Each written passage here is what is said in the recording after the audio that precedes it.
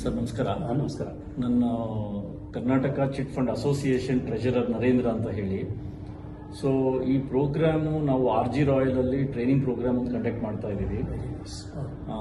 ಒಂದು maximising the business ಅನ್ನ ಹೇಗೆ ಅಭಿವೃದ್ಧಿಗೊಳಿಸೋದ್ರ ಬಗ್ಗೆ 21ನೇ ತಾರೀಕು ಡಿಸೆಂಬರ್ ನಾವು ಟ್ರೈನಿಂಗ್ ಪ್ರೋಗ್ರಾಮ್ ಆರ್ಗನೈಸ್ ಮಾಡ್ತಾ ಇದ್ದೀವಿ. ಸೊ ನೀವು ಈ ಟ್ರೈನಿಂಗ್ ಪ್ರೋಗ್ರಾಮ್ಗೆ ಟ್ರೈನರ್ ಆಗಿರೋದ್ರಿಂದ ನಿಮ್ಮ ಬಗ್ಗೆ ಒಂದು ಬ್ರೀಫ್ ಆಗಿ ನಮ್ಗೆ ಇಂಟ್ರೊಡಕ್ಷನ್ ಕೊಡ್ತೀರಾ? ನನ್ನ ಹೆಸರು ವಿ ಅಶ್ವತ್ಥರಾಮಯ್ಯ ಅಂತ. ನಾನು ವಿಡಿಯಾ ಇಂಡಿಯಾ ಲಿಮಿಟೆಡ್ ಅನ್ನೋ ಕಂಪನಿನಲ್ಲಿ 20 ವರ್ಷಗಳ ಕಾಲ ಕೆಲಸ ಮಾಡಿ ಅದಾದ್ಮೇಲೆ ಈ ತರಬೇತಿ ಕೊಡೋ ಒಂದು ವೃತ್ತಿಯನ್ನು ತಗೊಂಡೆ. ಸುಮಾರು 30 ವರ್ಷಗಳಿಂದ ನಾನು ತರಬೇತಿ ಕೊಡ್ತಾ ಇದ್ದೆ. ಇದುವರೆಗೂ ನಾನು ಸುಮಾರು 6 ಲಕ್ಷ ಜನರಿಗೆ ಸುಮಾರು 650 ಕಂಪನಿಗಳಲ್ಲಿ ತರಬೇತಿ ಕೊಟ್ಟಿದ್ದೆ. ಅನೇಕ ಕಂಪನಿಗಳಲ್ಲಿ ತರಬೇತಿ ನದ್ದು ಕಂಟಿನ್ಯೂಸ್ ಆಗಿ ನಡೀತಾ ಇರುತ್ತೆ. ಅಂಡ್ ಹಲವಾರು ಪುಸ್ತಕಗಳನ್ನು ಕೂಡ ಬರೆದಿದ್ದೀನಿ. ಅವೆಲ್ಲ ಜನಪ್ರಿಯವಾಗಿವೆ, ತುಂಬಾ ಎಫೆಕ್ಟಿವ್ ಆಗಿದೆ ಅಂತ ತುಂಬಾ ಪ್ರಶಂಸೆ ಮಾಡ್ತಾ ಇದ್ದಾರೆ. ಒಳ್ಳೆಯದು ಸರ್, ಥ್ಯಾಂಕ್ ಯು. ಈ ಪ್ರೋಗ್ರಾಮ್ ಬಗ್ಗೆ ನಮ್ಗೊಂದಿಷ್ಟು ಅಡಿಷನಲ್ ಮಾಹಿತಿ ಕೊಡ್ತೀರಾ ಸರ್? ಡೆಫಿನೆಟ್ಲಿ. ಈ ಪ್ರೋಗ್ರಾಮ್ ಅಲ್ಲಿ ಒಂದು ಕ್ರೋಢೀಕರಿಸಿ ಹೇಳ್ಬೇಕಂದ್ರೆ 4 ಮುಖ್ಯವಾದ ಪಾಯಿಂಟ್ಸ್ ಇದೆ ಅಂತ ಹೇಳ್ಬೋದು. ಮೊಟ್ಟ ಮೊದಲನೇದಾಗಿ ನಮ್ಮ ಬಿಸಿನೆಸ್ ಅನ್ನು ಹೇಗೆ ಅಭಿವೃದ್ಧಿ ಪಡಿಸೋದು. ಈಗ ನಿಮಗೆ ತಿಳಿದಿರೋ ಹಾಗೆ ಬಿಸಿನೆಸ್ ವಿಷಯಗಳು, ಬಿಸಿನೆಸ್ ಈಕ್ವೇಶನ್ಸ್, ಬಿಸಿನೆಸ್ ಮಾಡೋ ರೀತಿ ಕಂಟಿನ್ಯೂಸ್ ಆಗಿ ಚೇಂಜ್ ಆಗ್ತಾ ಇದೆ. ಆ ಚೇಂಜಸ್ಗೆ ನಾವು ಅಲೈನ್ ಆಗಬೇಕು. ಸೊ ಆದ್ರಿಂದ ಫಸ್ಟ್ ಮಾಡ್ಯೂಲ್ ಅಲ್ಲಿ ಏನ್ ಮಾಡ್ತೀನಿ ಅಂದ್ರೆ ಚಿಟ್ ಫಂಡ್ ಕಂಪನಿಯವರು ಅವರ ವ್ಯಾಪಾರವನ್ನು ಹೇಗೆ ಇನ್ಕ್ರೀಸ್ ಮಾಡ್ಕೊಳ್ಳೋದು, ಸೇಲ್ಸ್ ಹೇಗೆ ಇನ್ಕ್ರೀಸ್ ಮಾಡೋದು, ಕಸ್ಟಮರ್ಸ್ ಅನ್ನ ಹೇಗೆ ಹೊಸ ಕಸ್ಟಮರ್ಸ್ ನ ಐಡೆಂಟಿಫೈ ಮಾಡೋದು, ಎಲ್ಲಾನು ಬಿಸಿನೆಸ್ಗೆ ಸಂಬಂಧಪಟ್ಟಿರೋ ಒಂದು ಪೀಠಿಕೆ ತರ. ಎರಡನೇದು ಬಂದು ಕಸ್ಟಮರ್ ಸರ್ವಿಸ್.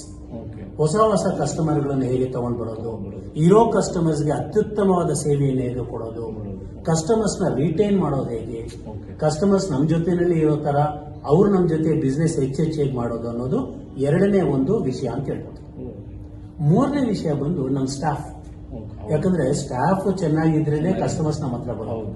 ಈಗ ನೋಡಿ, ಅನೇಕ ಸಲ ಈ ಕಸ್ಟಮರ್ಸ್ ಬಂದಾಗ ಅವ್ರ ಓನರ್ ಡೈರೆಕ್ಟರ್ಸ್ ಹತ್ರ ಮಾತಾಡೋದಿಲ್ಲ.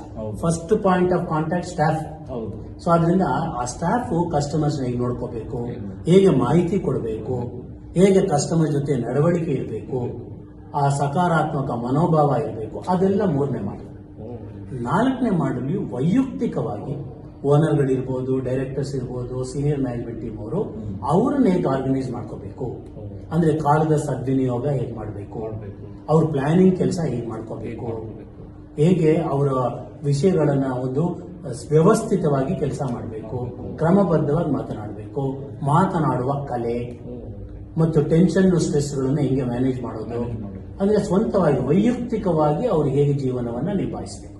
ಸೊ ಈ 4 ವರ್ಟಿಕಲ್ಸ್ ಅಲ್ಲಿ ಇಂದು ಒಂದು ಸರ್ವತೋಮುಖವಾದ ಸರ್ವಾಂಗೀಣವಾದ ಕಾರ್ಯಕ್ರಮ ಅಂತ ಹೇಳ್ಬೋದು. Very nice sir.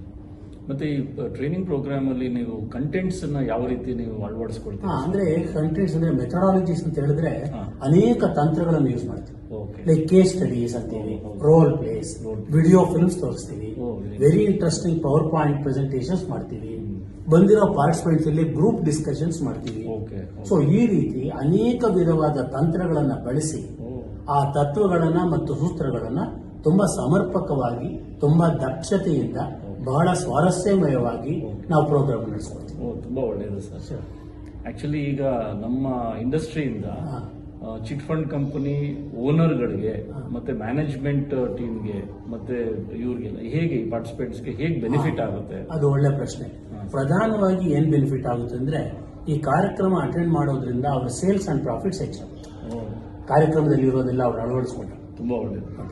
ಎರಡನೇದು ಬಂದ್ಬಿಟ್ಟು ಅವ್ರ ಕಸ್ಟಮರ್ಸ್ ನ ರಿಟೈನ್ ಮಾಡೋದು, ಹೊಸ ಕಸ್ಟಮರ್ ತಗೊಂಡ್ ಬರೋದಕ್ಕೆ ಸಾಧ್ಯ. ಮೂರನೇದು ಅವ್ರ ಸ್ಟಾಫ್, ಅವ್ರ ಆಫೀಸು, ಅಡ್ಮಿನಿಸ್ಟ್ರೇಷನ್ ನ ಎಷ್ಟು ಚೆನ್ನಾಗಿ ಮ್ಯಾನೇಜ್ ಮಾಡಬಹುದು ಅನ್ನೋದಕ್ಕೆ ತಂತ್ರಗಳು ಸಿಗುತ್ತೆ. ಮತ್ತು 4ನೇದು ವೈಯಕ್ತಿಕವಾಗಿ ಕೂಡ ಅವ್ರದ್ದು ಮಾತನಾಡೋ ಕಲೆ ಇರ್ಬೋದು ಅಥವಾ ಹ್ಯಾಂಡ್ಲಿಂಗ್ ಅವ್ರ ಲೈಫ್ ಇರ್ಬೋದು, ಅದ್ರ ಬಗ್ಗೆ ಇರುತ್ತೆ.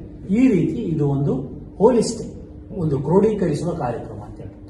ತುಂಬಾ ಒಳ್ಳೆಯದು ಸರ್. ಇದು ನಮ್ಮ ಇಂಡಸ್ಟ್ರಿಗೆ ತುಂಬಾ ಬೇಕಾಗಿರುವಂತ ಒಂದು ಟ್ರೈನಿಂಗ್ ಪ್ರೋಗ್ರಾಮ್. ನನ್ನ ಅನಿಸಿಕೆ ಪ್ರಕಾರ ಡೆಫಿನೆಟ್ಲಿ ನಮ್ಮ chit fund company owners, management team ಮತ್ತೆ ಸೀನಿಯರ್ ಮ್ಯಾನೇಜ್ಮೆಂಟ್ ಟೀಮು ಎಲ್ಲರೂ ಈ ಪ್ರೋಗ್ರಾಮ್ನ ಅಟೆಂಡ್ ಮಾಡಿ ತುಂಬಾ ಅದರಿಂದ ಬೆನಿಫಿಟ್ ತಗೊಳ್ತಾರೆ ಅಂತ ನಾನು ಭಾವಿಸ್ಕೊಳ್ತೀನಿ. ಡೆಫಿನೆಟ್ಲಿ ಪ್ರೋಗ್ರಾಮ್ ಅಲ್ಲಿ ನೋಡೋಣ sir. Oh yes, thank you very much. ನಮಸ್ಕಾರ.